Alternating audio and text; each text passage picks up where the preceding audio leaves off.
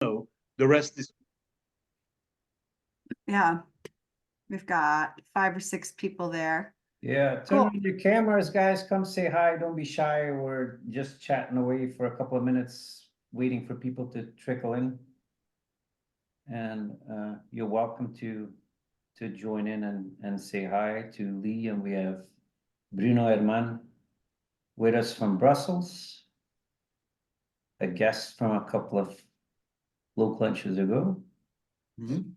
And we're just getting ready and warmed up. I never do a waiting room if I can help it. If I remember it, sometimes I forget. But when I set up the meeting, I don't like to do the waiting room because one of the challenges when you're doing this live is you're paying attention to so many things. And if I don't have the waiting room, then I know anybody can just walk in whenever they want. Otherwise, you're likely to, have somebody stuck in the waiting room while you're finishing up a thought. And then you're like, oh crap, there's 10 people waiting in the waiting room. So I try to avoid that if I can.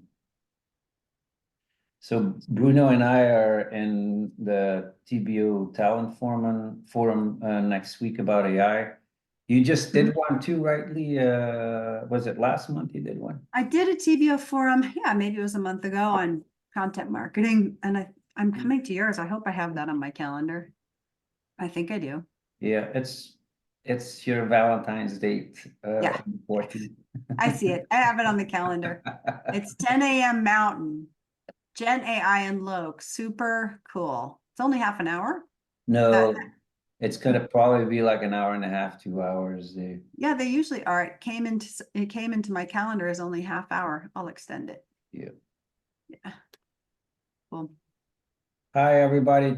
Don't be shy. Turn on your camera and come say hi. It's actually just 1 o'clock here in Texas right now, so this is the official kickoff. Didn't we have a local lunch with you? Wasn't that Bruno, where I had the wrong link and I had to send the right link at the last minute? That's the worst. Was that with you? Oh my goodness. That's bad for your personal brand. Yeah, that wasn't a good day for my ticker.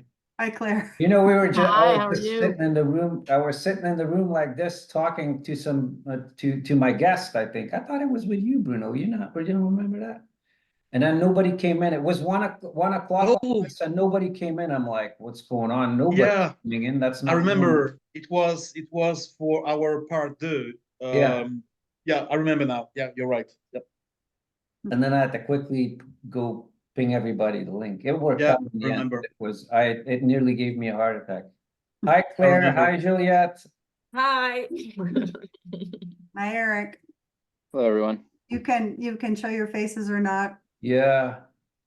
Say hi. Hi, everyone. Hi. Hello. Daniel Durango. We'll just give everybody a couple of minutes to trickle in. It feels like we've been here a half an hour already, doesn't it? We probably we're just chatting away. We've covered lots of topics. Yeah. Food, children. Yeah. Children. Children. Well, we all have only children, which is somewhat unusual for 3 people to all have onlys. Yeah. Older kids, 18 and up. So there's some common experience there when you have an only. You have kids, right, Claire? I have 3. Yeah. Yeah. We were just talking about your case scenario, how that's crazy with us just coming from one. Well, only 2 of them were actually physically from me, but Okay. Okay. I had the luck of not enjoying pregnancy, only having to be pregnant once and having the 3 kids that I wanted. Okay. That's Because I brilliant. had twins, and I acquired one with marriage, and then I had twins, so it's the perfect situation for me. One pregnancy, one experience is good there. Yeah. One experience was all I wanted. All right, I'm lighting my space a little bit more so people can actually see me. I did the same thing. How many of you, it's Friday night for some of you in Europe. Yeah, it's Friday night, 8 o'clock Okay, in Italy. thank you for joining. I hope you have a glass of wine. Maybe it's time for wine in some parts of the world. Yeah. Hey, John, good to see you. You too. Are you stateside or are you in Japan? I'm in Colorado. All right. Good to see you. All right, we probably should start You can. going. What do you think, Lee? Let's do it. Let's roll. Alright. We can start slowly and gain steam. Yeah, so a couple of housekeeping items for anybody who is joining us for the first time. I don't think there's too many people joining us for the first time, but this is a Loc discussion. It's an ongoing conversation. I don't mean this to be an exclusive conversation just with my guest of honor. I'm actually looking for audience participation all the time, and so feel free to chime in if you have a thought. I'm notoriously bad at seeing people raise their hands, so that's not a very effective way of policing that. If you want, you can post a picture, a question in the chat as well, Lee.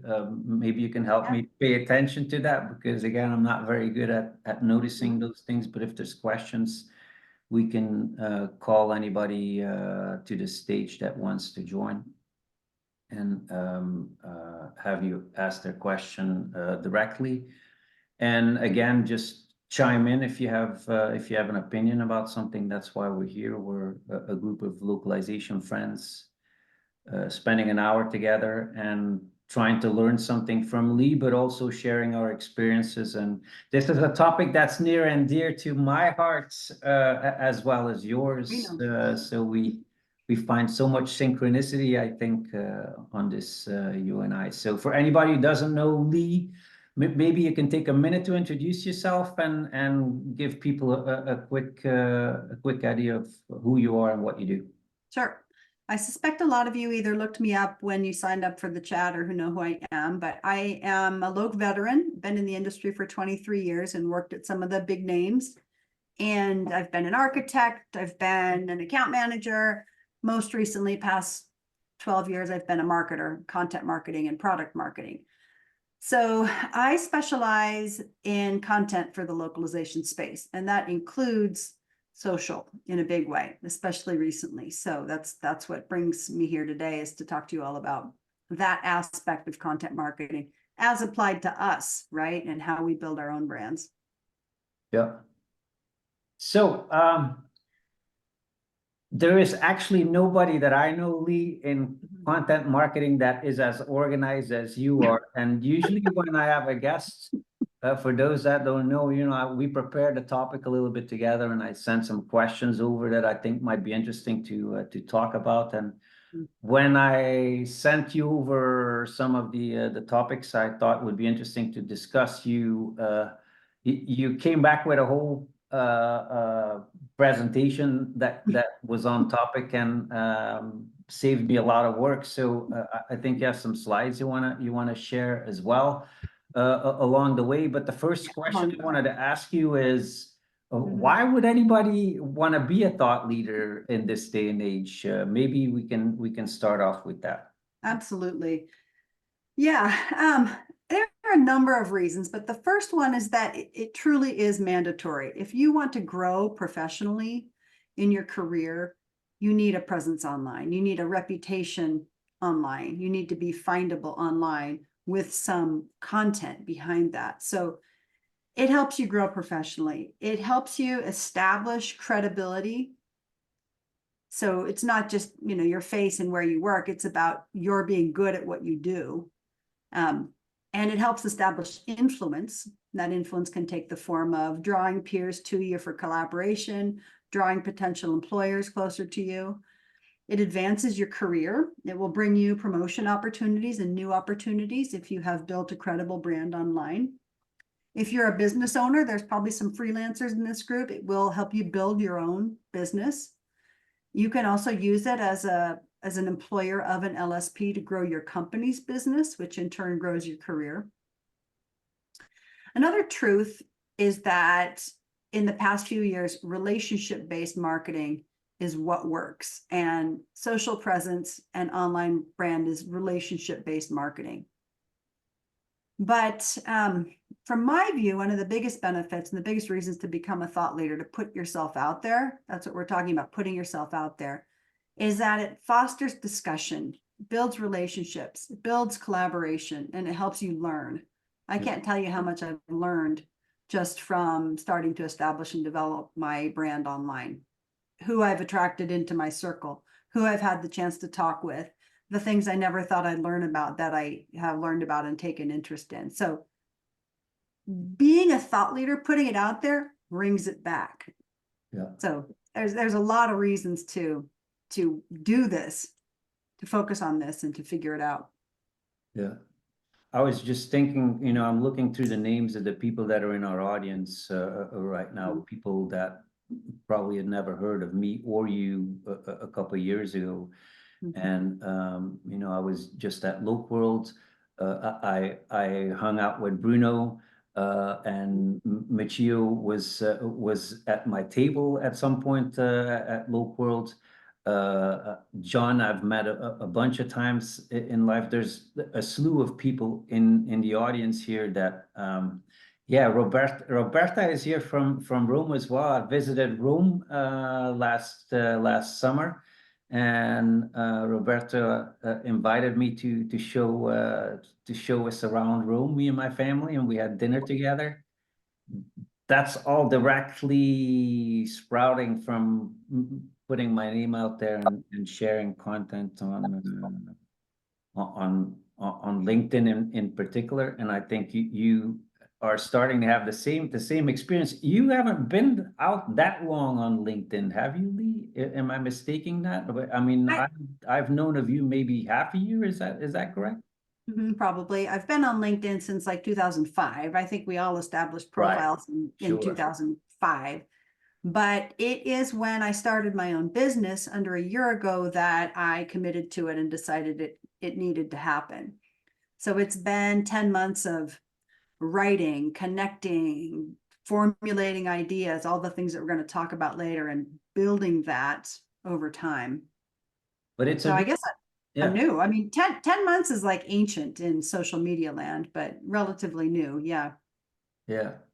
No, it's what I think is so amazing is that you really have shown the theory and practice, so to speak, and it really hasn't taken you that long to get your content out. Of course, you probably have lots of experience making good content already, so that probably helped you get started. Get started like that. So. What about if somebody's really, I hear this all the time, frankly, that's the scenario that I come from myself, is that in the very beginning, it's probably the most scary because you're reaching for what could be of interest to other people. And so what do you think is the most challenging when you get started? Reaching is the best word. The most challenging thing when getting started is, I think, to get started at all. There's a lot of, trepidation about putting opinions out there, shyness, uncertainty about how your employer is going to react. There's lots of reasons to not put yourself out there. The point is to get started. The best way, I think, to get started is to just start commenting. So follow people who interest you, and then start commenting on their posts. That is a way to start getting people to recognize you and to gain followers. And conversations can be generated just in the comment sections. And once you feel comfortable with commenting, you can start to post things that are interesting to you. You can turn your comments into posts, and you post, and we'll go through this a little bit later. Post what's interesting to you. Post something that you recently learned. Post a revelation, even post a mistake, and just see how it gains traction. It gets more comfortable over time. I promise you that. And it feels a little bit less dorky over time too, because let's be honest, there's a cringe factor. You post something and you're like, dear God, that sounded stupid, or no one's going to like it, or I don't know what I'm talking about and they're all going to know. There's totally a cringe factor. Yeah, everybody's nervous. I'm nervous every single post I do. It's I silly, yeah. First 5 minutes, I think I made a big mistake. I There should is a have sat delete on this topic for a little longer and developed it more. But you just gotta run with it, run with it. What do you think makes a thought, what makes it valid to be a thought leader? What makes a thought leader, Lee? That's a good question. What makes a thought leader? Having knowledge, and all of us do, having a specific area of knowledge, being expert at something, having an opinion. So you don't just know something, you have an opinion about it. You have a bold stand. Doesn't have to be crazy, but you have an opinion. You're comfortable with being in public and with being a little bit bold and being a little bit controversial. That's a muscle you have to grow, because it's hard to post something you think people will disagree with. I didn't have to grow that muscle very No. much. Okay, yeah, really. But Some of I'm us- probably an exception when it comes to that. I can see how that can be intimidating. Right, because you're doing it in public. This is very public and it's not anonymous. So being active online also makes you a thought leader. If you're a lurker, I mean, lurker is the opposite of thought leader, right? Obviously. Producing content regularly makes you a thought leader. That's not once a week or, every other month if something interesting happens. 2 days a week or 3 days a week would be the minimum, I think. And importantly, engaging with other thought leaders elevates your thought leadership. Yeah. So This is kind of interesting too, is that you don't necessarily, like in the beginning, I'm thinking I would have been a lot smarter not to put out half-baked ideas so much in the beginning and just interact with people, because I think that gets you, you'll get attracted to the people that know how to do it right. And you'll, by the mere fact that you're interacting with them, you're elevating your own profile. Other people see you interacting, and you're going to create relationships merely by doing that. You don't necessarily have to, come out with full-blown articles in the beginning. Wouldn't you agree? No. If you're timid, which I think many of us are, if you're feeling timid or shy or uncertain, just comment. Yeah. Ask questions, comment, throw in your opinion. It's less public to do so. But it still gets you in there. Yeah. Then you grow and start making your own posts and start establishing relationships and start doing eventual collaborations. Stefan and I know each other from LinkedIn. Yeah. We posted on each other's comments. We eventually met for coffee. We decided we had lots of common interests, and now we're doing collaborations. This is all LinkedIn. And lots of our friends that were, maybe your friends or my friends are now common friends, because you find commonalities and people connect. That's the wonderful thing. My journey started in a big way. Marina, are you there? Marina is here. I don't want to put you on the spot, but I want to give you a shout out, Olin. I'm gonna put the spotlight on you for a second. Oh, shoot. Okay. Yeah. Hi. There you are. Hello. Hey, Marina. Hi. I always forget what was the app that we were connecting in the Oh, very beginning? Clubhouse. Clubhouse. You remember that? Yeah, I remember the days of audio, and then that got like totally demoted in about a year or so. Yeah. Nobody was on it, but yeah.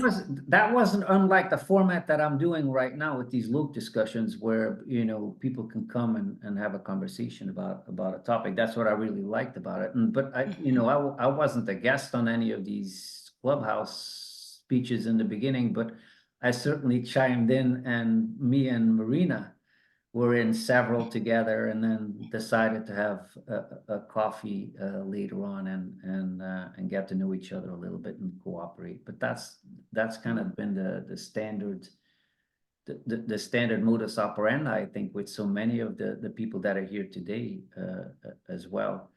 I developed a relationship with the people from Global Sake as well. Marina, you're close to them as well. I think John is still here, right? John in Colorado.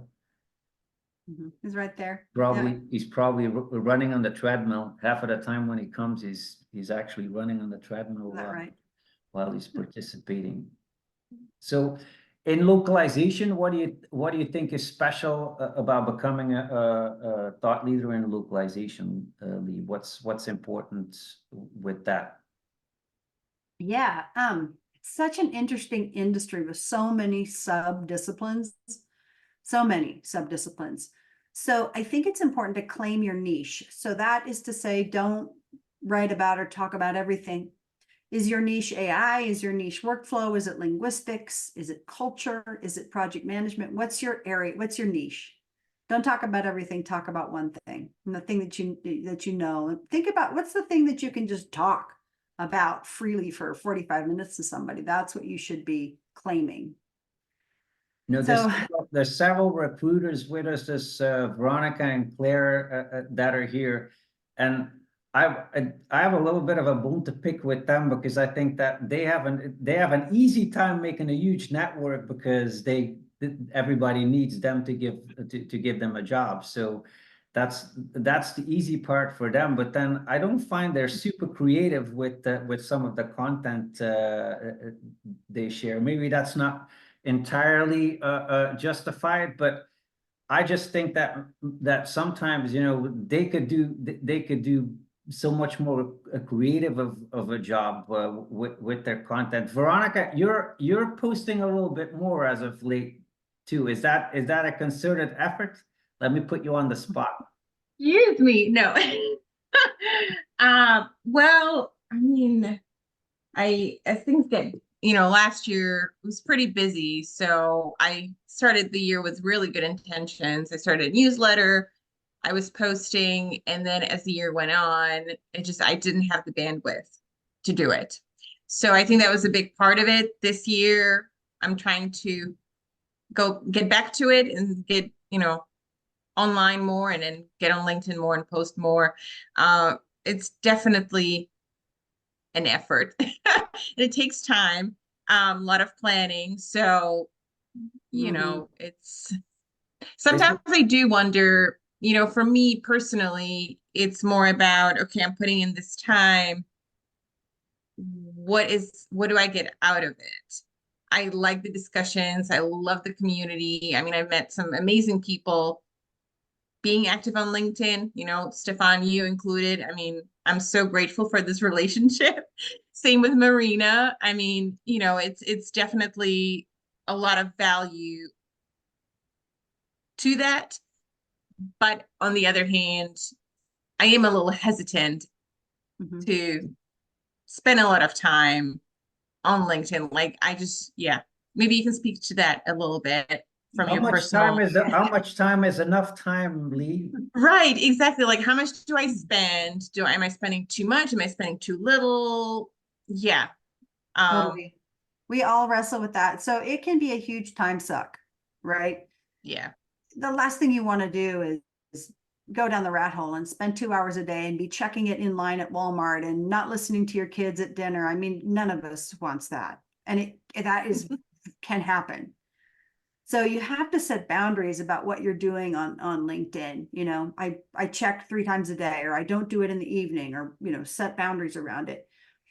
I feel like an hour a day is probably a good guide. I know a lot of us spend more time than that, especially those of us who are building businesses. But if you want to establish thought leadership, it does take time, does take some time every day. But B, it doesn't need to take over your life.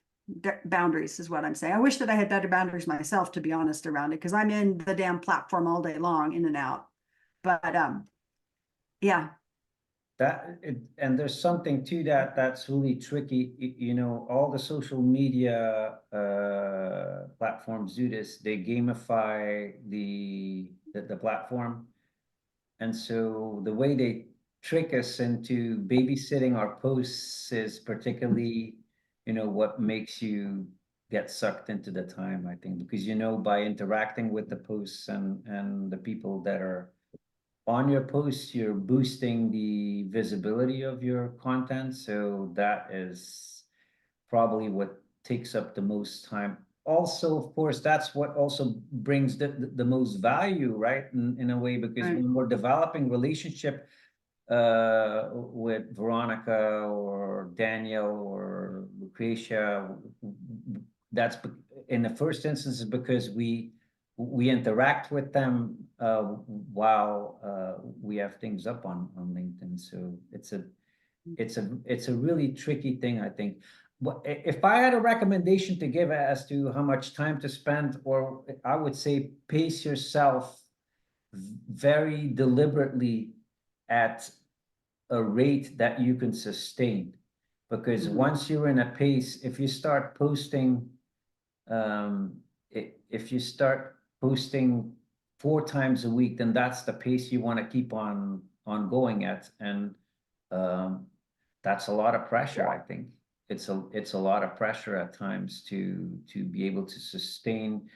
And I am a firm believer that if you don't have something interesting to say, it's probably better you wait till the next day, because if you're just doing a page filler, that's not, you're not going to feel very good about that, and the amount of response it's going to get is not going to be very good. So you're better off waiting a little bit.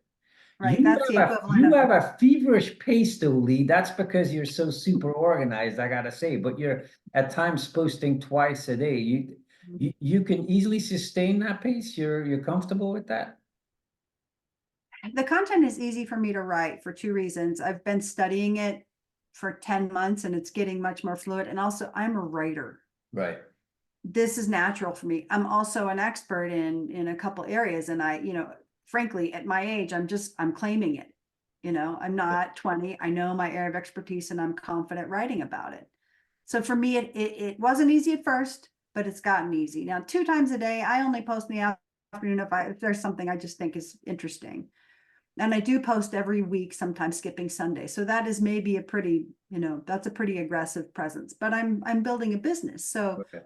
I would say, Stefan, that people would do well to think about their goals for building their thought leadership. In my case, it's building a business and building relationships. But for the rest of you, it may be very different. Yeah. Like I post maybe 3 times a week is kind of my regular pace, I think. And so Yeah. I have a genuine question for anybody in the audience, and feel free to speak up about that, because I would love to.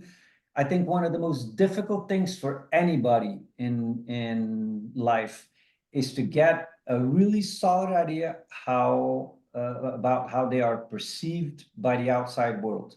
That's a really tricky thing, and it's even more trickier on social media. And so when I post 3 times a week, one of my concerns is it too much? Are people getting tired of me? And at some point I was doing so many like selfie shots on some of my posts. Marina was a dear friend of mine and said, hey, you need to calm that down a little bit, because that's too much. People are getting sick of you. And I could see Well, it. hey, I never said people are getting sick of you. No, I no, just because- said from my perspective, I wouldn't put my face everywhere. But no, it was so No. good. You did me such a favor, because I'm sure that people at some point were like, not this guy again with the stupid selfies. We love you. It's okay. No, You but I know mean, that. I think it's really, you did me a great favor on that, and we have that trusting, honest friendship relationship that allows us to say things like that. It's so super important, I think, because so much in today's world is fake, and people don't dare, Yeah. tell each other what Can I say reality is. something real quick? Absolutely. So what's really interesting here is you asked me my authentic opinion, and I gave it to you. And just coming from my perspective is everything, because I remember Lee making a post about what was it? Go ahead and repeat yourself.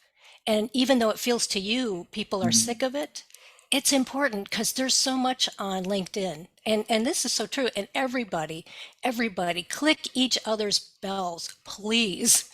Because LinkedIn is a wasteland of stuff all the time, and it's really hard to find things. So click each other's bells to make sure you get notified. Otherwise, stuff gets lost. And Lee, for sure, thank you for saving us by acknowledging you have to repeat yourself, because it's hard to get people's attention, and get people to see there are thousands of things. By the way, here's something I think you're going to like. Repeat yourself. That has to do with picking one topic and claiming it. You can't not repeat yourself. But of all the people on LinkedIn following you, the same people don't see your message. A lot of people don't check every day. But for an audience to know what you're about and what area of expertise you're claiming, you have to repeat yourself. And I'm not talking about copy and paste Tuesday's post every Tuesday. No, not that. But repeat the themes, leverage your content, reuse stuff, bang the same drum, bang 1 or 2 drums. Yeah, for sure. So other things that can help people maybe start to becoming or thinking about what a thought leader means, Stefan, include studying the masters, finding a couple people who you admire. Their posts resonate with you. The length seems good. Their use of images seems good. There's people whose posts turn me off, but there's also plenty of people whose posts I think are right on. So that's interesting. What turns you off? I would love to know. And I'd love the people in the audience to tell me too, like what is something that really is like, I don't want to see that. Long posts. I don't have, I guess, the patience for length. Posts that aren't formatted. I don't want to see a textbook paragraph. It needs to be formatted for scannability. I don't want to see pictures of your swimming pool or your car or you holding your dog. Like, we'll talk in a minute about personal versus professional, because there's a fine line there, right? So to your point, Marina, too many selfies can be, I don't want to say alienating, but can be a little bit off-putting, especially the selfies are like of you in a baseball hat or holding a glass of wine, So I found at the beginning of my journey some people whose posting style I admired. I also am a little put off by posts that are too emotional. Mm. I went through this, I experienced this, I failed at this, it was awful. They're the most popular though. They do resonate. And if you're good with them and you like them and they fit your personal brand, do it. But to me, they can be off-putting if week after week the posts are about like deep, heavy emotions, I like to keep mine a little lighter than that. Bye, Lucrecia. So various formats are good too. I'm impressed by people who do little tiles or short videos, people who go beyond just the text post to include graphical elements. Yeah, we don't. I do not. This is so funny because one of the things that I admire you for is your courage of posting just, text, and it's a short text. It's to the point, it's catchy, it draws people in and the conversation starts. And I'm thinking, that's so great that she can do that, because I spent so much time on thinking about the package, so to speak. Right. I do a lot of videos, I do a lot of, it's great, and I love the creative part of it, but it takes a lot of time to do that, as where I assume that your simple text posts are a lot faster. So let's talk about that. You used the word creative, which makes me think of creator.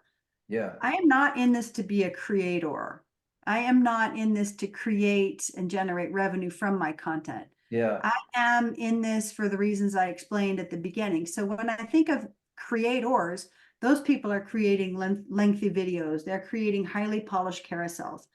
Carousels are not for me. They take 2 or 3 hours. I tried to do them for a month and I was like, I can't sustain this. I hate it. Yeah. So there's the line between creating content for a purpose and being a creator. And I don't think that's what we're talking about here. Yeah. Right. But yeah, some of those people spend hours and hours and hours crafting a video or a carousel. But the reason they do that is because in their area, in their expertise, it reflects about what they're able to offer. So they're doing that. So instead of saying people, oh, I can create wonderful content, they create this wonderful, intricate sophisticated content, and that's their, it also serves the purpose of being their portfolio. And that's why they do it. But Accurate. I agree, it's unbelievably time consuming. I don't have time. Yes, Yeah, you're absolutely so- right. And it's like being a hairdresser with bad hair, right? Like you have, if you are a videographer or if you are a designer, your posts need to reflect that professionalism. Yeah. So for me too, I mean, I love creating the content, and I've been making videos for 15 years, Mhm. probably longer. And my wife used to get really annoyed that I would spend so much time making videos for the family. But now it's something that's like second nature for me, and I'm so drawn to the visual as an artist Mhm. that it's difficult not to get sucked into that for me, because it's such an easy medium to get my point across. So, but maybe it's not for everybody for sure. And again, I admire very much what you do, Lee, just with text. One of the skills that you need to get in order to get proficient on LinkedIn, it is writing for LinkedIn. Maybe we can talk a minute about how that's really a bit different versus writing. I see so many people Yeah. putting content out there that it doesn't belong. If you have an ad and you're going to be posting it, Mhm. or you have a link to gated content for a white paper that you're going to be posting, it does not belong on LinkedIn. It's not getting you anywhere. And the thing that like blows my mind even more is that often it's corporate pages that do this stuff. And then I'm thinking, these are professional marketers. They should know how to do this stuff, and they don't. When they're not doing it. So that is a point that possibly you all know by now, is that the algorithm punishes a link in the post. So if you say, hey, go read this blog post link, it's not going to be boosted. Put that link in the comments, or even better, put something of interest in the post. Doesn't have to be long, but it needs to be interesting. Don't send people off the platform. So that's a basic that, yeah, you see it all over the place on corporate pages, and that's a mistake. So writing for social. I hope that universities are teaching people how to write for social now. And while they're figuring that out, the rest of us have to learn it organically. It is a narrative in very short form. It's like, it's the weirdest mix between the text that you send to your friends and like a newsletter. So short form, space between them, concise ideas. I'm having a hard time being articulate. It's not a narrative. It's not a story. There's always a hook. And there's some frameworks that you can learn online. There's always a hook, a pain point, and then a solution or an approach. So here's what's been most useful for me to get to learn how to write effectively for LinkedIn, and something that I would recommend anybody to do that is interested in getting better at it. Twitter is a platform in which the reaction cycle is actually even quicker than LinkedIn. And a lot of the training that I think I've employed for me is from my interaction on Twitter, because when I'm on Twitter and I'm liking something on Twitter, or I get that itch to participate in the conversation, I'm always thinking, why do I want to like this? Why am I stopping scrolling when I'm here? And why do I feel like participating in the comments?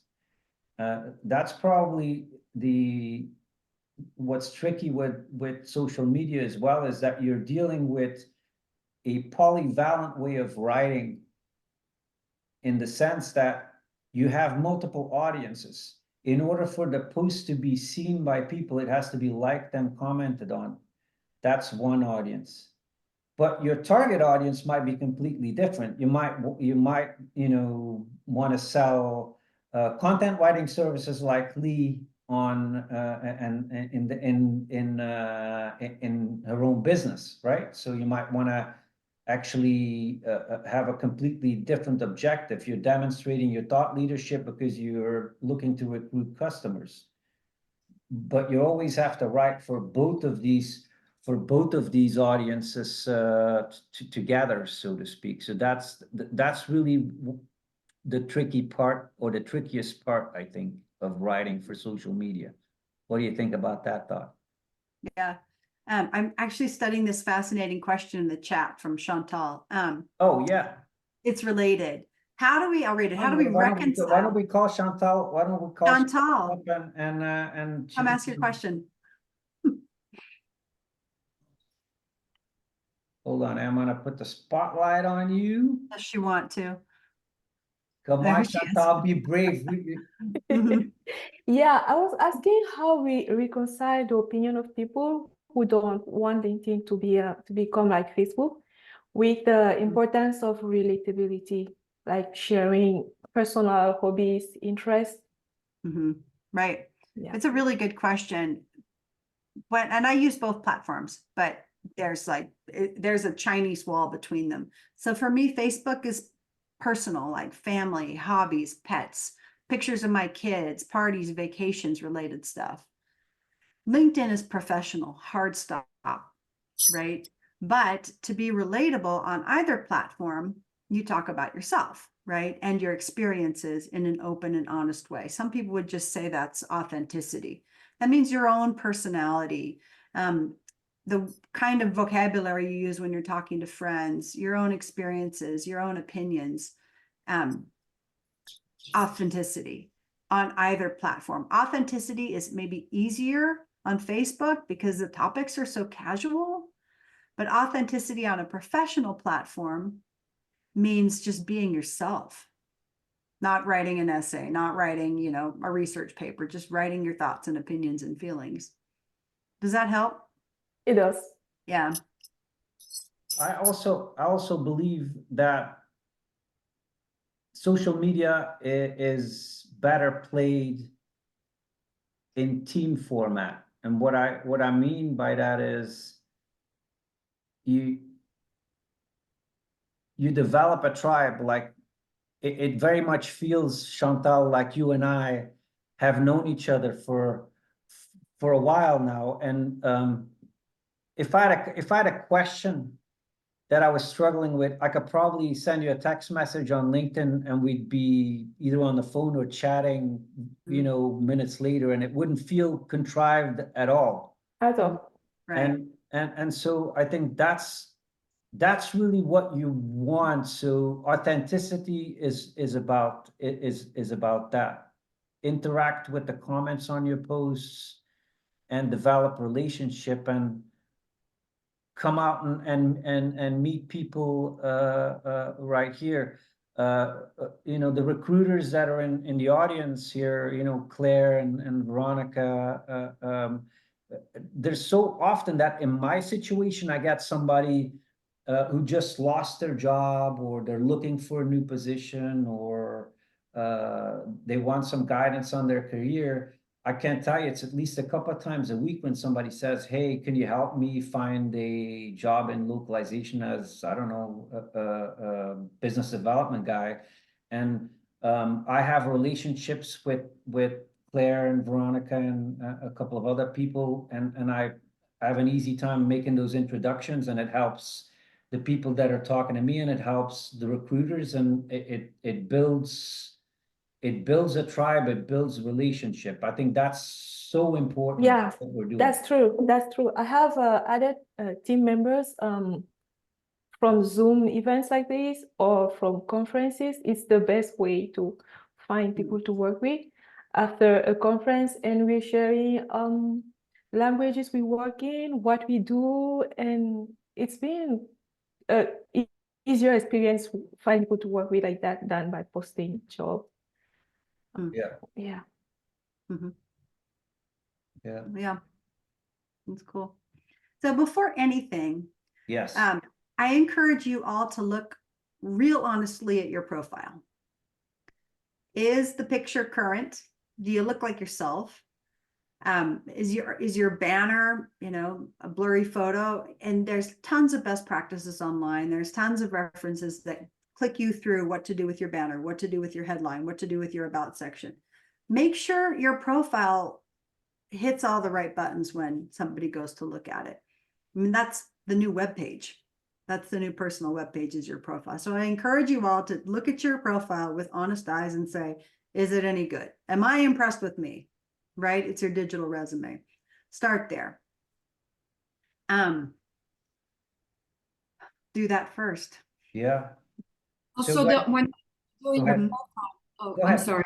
No, go ahead. Yeah. I'm Ann Howard, for anybody who doesn't know me, and I do personal branding and public relation, and also work in localization and French Canadian. So a little bit of everything, but I do a lot of personal branding. And one of the most important thing that people need to change on their LinkedIn profile is don't list a list of tasks, okay? It's not interesting. Nobody wants to read about your task. It's really a list of your accomplishments. So whatever task you've done, ask yourself, what was the result of this? What did the company or my client or my colleagues benefit from it? And that's what you write about on LinkedIn. And in the first person, on your resume, there's no I, you don't use the pronoun I, but on LinkedIn, it's that conversation. It's all about I did, I accomplished this, which blah, blah, blah. So that's very important. And while you're looking at your profile, focus on your accomplishments. Yeah, I mean, while we're talking about this, we should brush upon the algorithm real quick too, Sure. and talk about how it comes into play. Although some of that is, of course, something that's an ongoing guesswork as well, because I actually, and we've talked about this a couple of times in my little discussion, so I want to keep that brief, but the social media platforms, they all go to study how to game their platforms in Las Vegas, and one of the things that they employ is to keep the algorithm on murky on purpose, so that everybody's kind of aiming at something that's not 100% set in stone. And I believe there's something like that going on for sure. But we definitely know some of the things that work, and some of the tendencies that are important, like commenting or replying to comments and those kind of things. What are some of the most important algorithm advice that you pay attention to, Lee?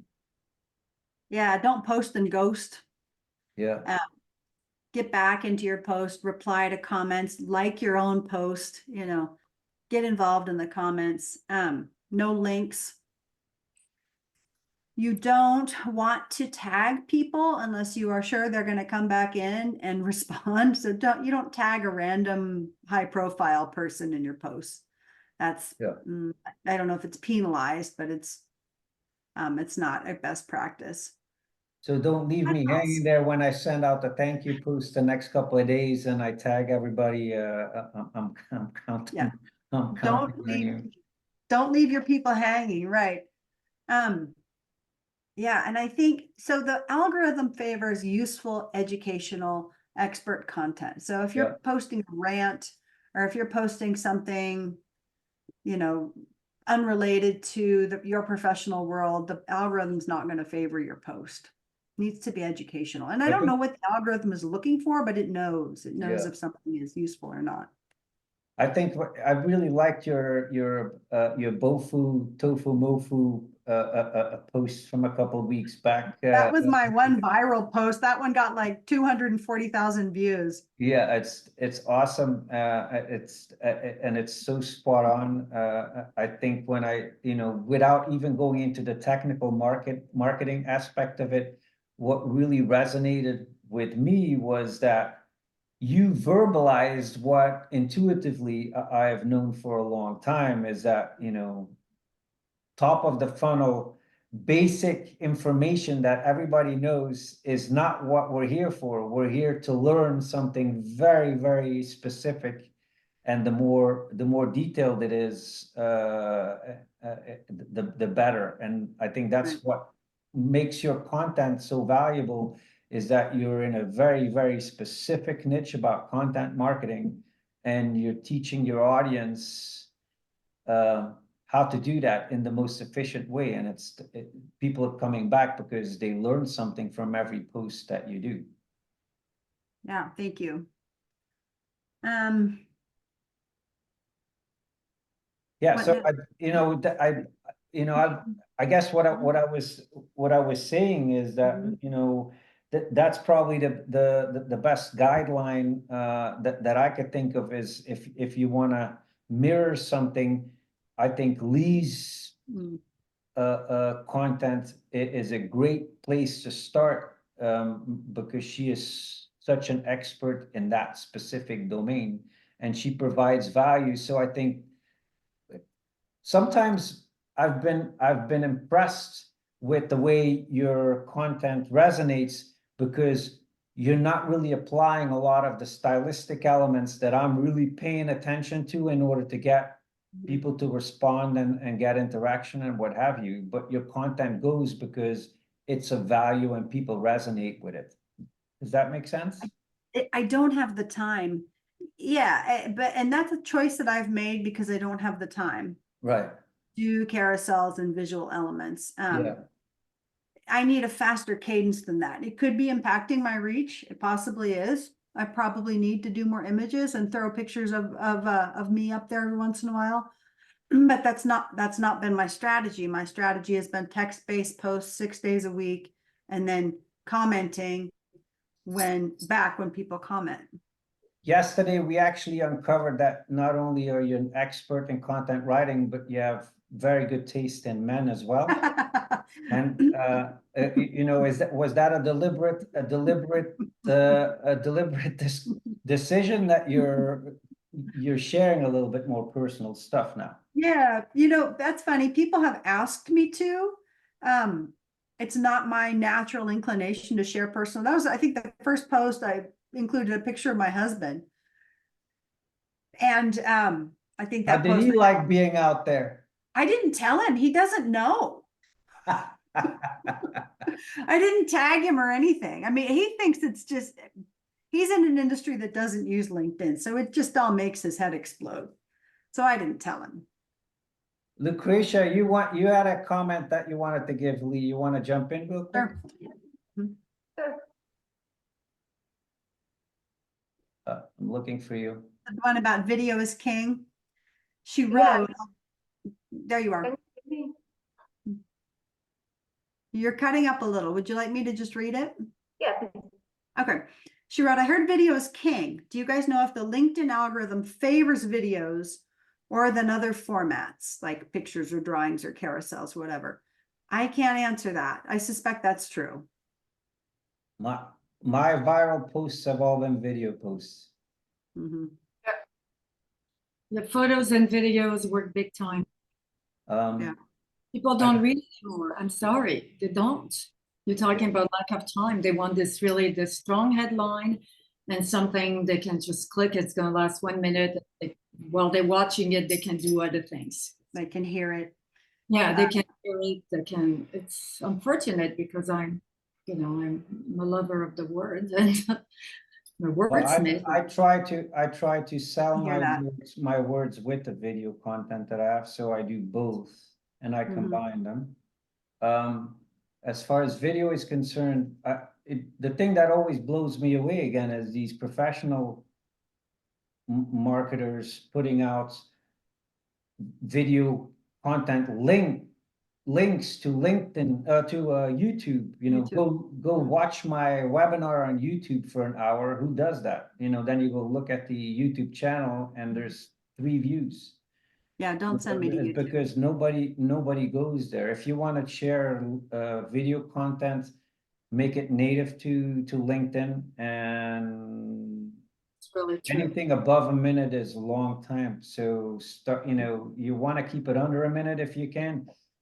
And if you must, I mean, I've put some videos out there that are 2-3 minutes too, but you have to have a really good reason in order for it to be that long, because normally people will not watch it that long. And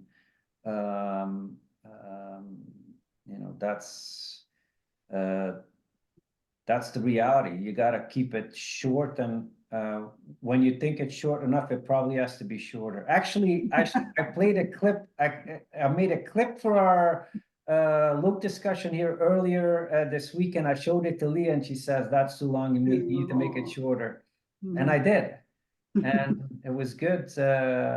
It was good advice. So yeah. Well, and maybe Hashtags.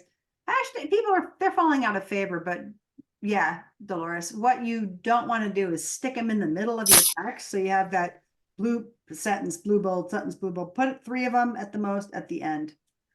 Yeah. So maybe I'm inspired to try more video and just walk around my house and film myself talking about something. It's not where my comfort lies. And it's possibly because I'm Gen X, right? But Yeah. But you are too, aren't you, Gen X? We're about the same age, and you're a video. Yeah. Yeah, I don't, the video really doesn't, I mean, it's so maybe what's so attractive with video for me up until now is that there's so very few people doing it. So it's an easy way to make my content stand out. So it's a way to compete in a sense, because I know I'm gonna have an easier way to stand out. But yeah. Marina is of a different opinion. Marina, come tell us your opinion one more time. Well, and we might be talking about different content, but to me, short posts go to LinkedIn to die, because you get somebody's attention, thousands of likes, blah, blah, blah. Where is it? There's so much long scrolling content. And then, of course, corporations and AI things, and it's a mess. So recently I posted a tip. Go copy the link. I saw this, somebody else had done this, and it works really well. I think if you really care for people to read your content and keep it and use it, help them. So what I like to do is find something you like. Before you click anywhere else and it disappears, copy the link. There's the 3 dots. Copy that link, throw open a new tab, paste it there, and then bookmark it. It's old school, but it works. So I can go back. If I want to see Lee, one of your timely pieces, or Stefan's crazy videos, I can always go back because they're really hard to find. You can do searches, but anyway, so I like to make YouTube videos, short and long. I have a lot more development to do. I can't say I'm very well developed in that, but I get a decent amount of views, and at least it's there, and it's always going to be there.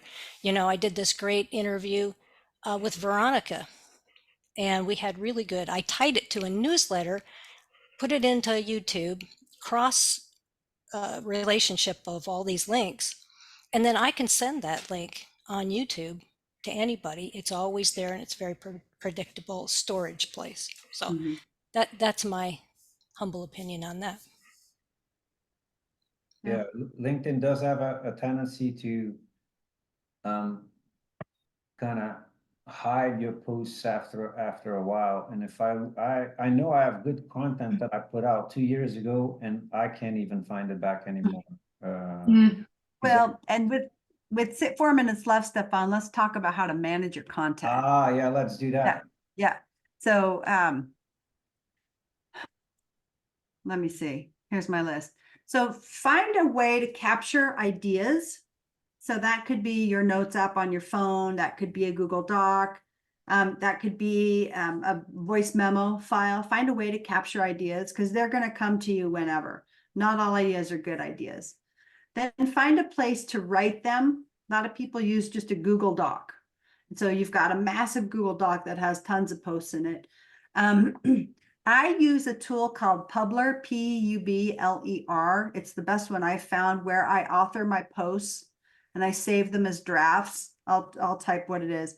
I author them, I save them as drafts, I refine them, I can add images, and then I schedule them. So that is the tool that I use, but you need to find a way to capture ideas, and you need to find a place to post to house and post your drafts. That makes it a lot easier to reuse them, to refine them. Some of these tools have analytics too outside of the platform. So whatever works for you, a Google Doc, and then using the scheduling on LinkedIn, or a tool like I use, like Poobler there. Some people batch write their posts. I don't, but everybody else says it's great. And that means sit down on a Friday for 2 hours and write 7 or 14 posts. That allows your posts to connect and be continuous one to the next. It allows you to stick pretty close to a theme if you're writing them all at once. So that works really well for some people, right? Yeah, Batch I write. would think that that's a nightmare. That would be a lot. It's enough pressure being authentic with, you know, one at a time, but you want to write 11 at once. Yeah, a lot of people do that. And It's not. you do it? Mm-mm. I don't. I'm offering it as a choice that I've heard that people like. I do not do it. Yeah, I write posts when the very inspiration interesting. comes. Mm-hmm. You know, what I do though, and I think that's a really good thing for people to keep in mind, if they want to get better at writing, is I find myself that if I want to finish a piece in one go, that often it's not of the best quality. So what works a lot better for me is do a version of what you just said. That is, I have ideas that are at different stages of their development. Mm-hmm. And I scroll through my ideas, and these are little gifts to myself from, you know, sometimes months ago. And I'm like, that's a good one. I'll do that one right now. And then I go back to what I wrote, Mm-hmm. and all of a sudden it flows, and I can make it a lot better, and it's become something a lot more solid. So I finished my posts in several goes, but I couldn't do 11 at a time. I could, you know, that would be a lot of pressure. No, it's not for me either. So I collect my ideas, I dump them into my tool as drafts, and then I build them out if they're any good, or I delete them if sometimes you come up with an idea and a week later it's just ridiculous. Yeah. All right. Well, Find a system. Yeah. believe it or not, we have filled the hour with lots of talk about thought leadership, and it was extremely valuable. Thank you so much, Lee, for sharing all your wisdom with us. Mm-hmm. And oh, Yuka is here too. Hi, Yuka. Mm-hmm. You're lucky I didn't see you before. I would have called you out on stage to come tell us a couple of things. But Way to hide. good. All right. Thank you, everybody, for joining us. We'll be back next month. I have a really killer guest next month as well, so be on the lookout for that. And thank you again, Lee, for joining us this afternoon. And if you haven't given Lee a follow, you should. She's going to teach you everything you need to know about content marketing on a regular basis. So make sure to bookmark her. All right. Thank you, everybody. Thank you, Stefan. Bye-bye. Okay. Thank you, Lee. Thanks, Lee. Bye. Thanks, Nice Stefan. to see you all. See you Bye. guys. Bye. Thank you very much. Stefan.